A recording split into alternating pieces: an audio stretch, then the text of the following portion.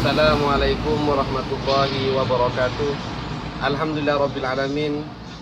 Wassalatu wassalamu ala sayyidi zamani wal makan khairi wa bi'anan afdalil insi wal jan sayyidina wa maulana Muhammadin sallallahu alaihi wasallam, amma ba'du.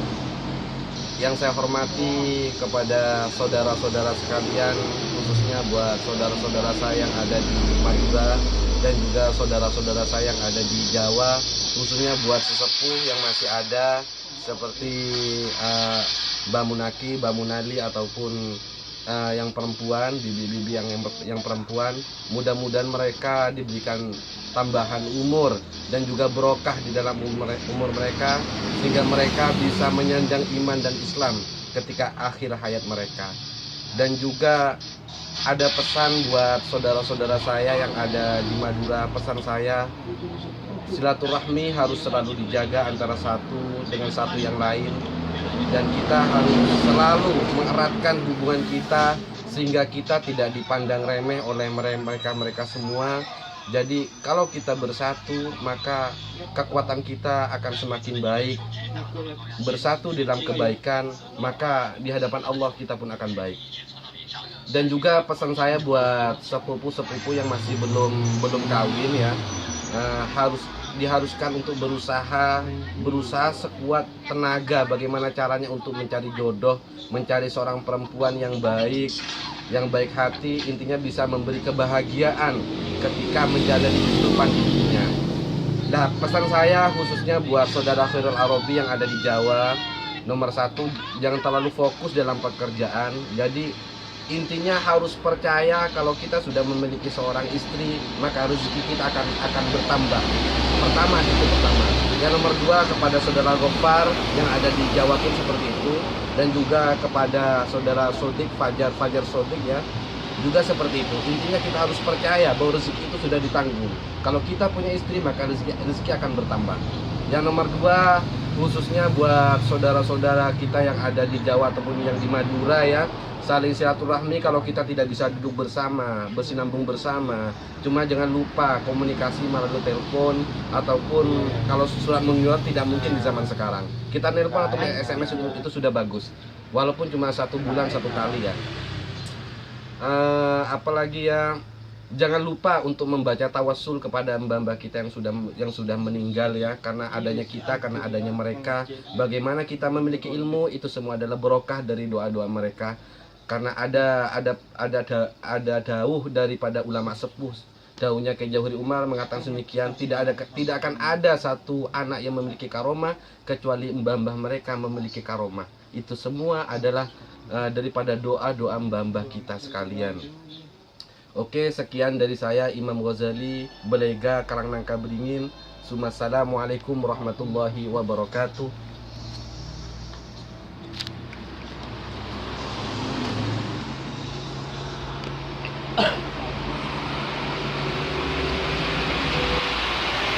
Assalamualaikum warahmatullahi wabarakatuh.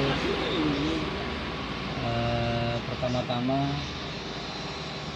saya sampaikan terima kasih kepada saudara saya yang telah memberikan waktunya, meluangkan waktunya, memberikan kesempatan kepada saya untuk meluapkan isi hati saya terhadap saudara-saudara saya yang ada di Madura ataupun yang ada di Pulau Jawa.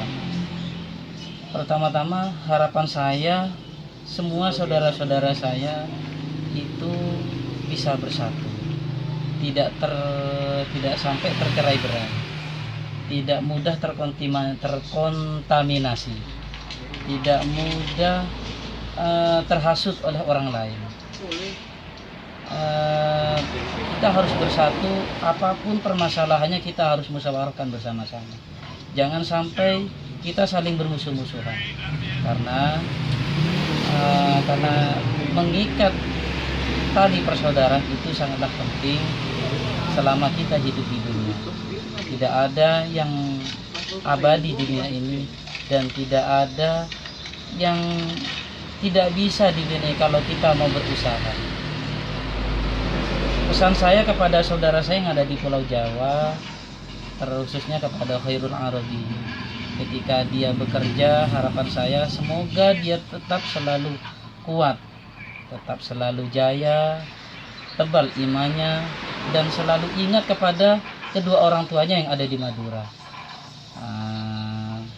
Terutama dia yang masih bujang, jangan sampai dia fokus dengan pekerjaannya. Ingatlah bahwa dia umurnya semakin lama semakin bertambah, karena orang yang membujang, maka seperti apapun dia sholatnya, tetap saja ibadahnya akan nilainya separuh. Apakah dia mau nilainya separuh? Puasanya separuh, sholatnya separuh. Apakah dia tidak mau dapat kesempurnaan dalam sholat dan ibadahnya? Jadi harapan saya, walaupun dia bekerja, dia harus ikhtiar, harus berusaha mencari jodohnya. Karena pada hakikatnya kita semua ini adalah laki-laki. Laki-laki kita harus mencari, bukan wanita yang lemah. Terus yang kedua, pesan saya kepada saudara saya yang ada di Madura, khususnya kepada saudara Fajar Sodik, jangan terlena, jangan santai-santai. Apa yang diinginkan, apa yang diharapkan, apa yang diangan-angankan, dan yang dicita-citakan untuk masa depan. Dia ingin apa?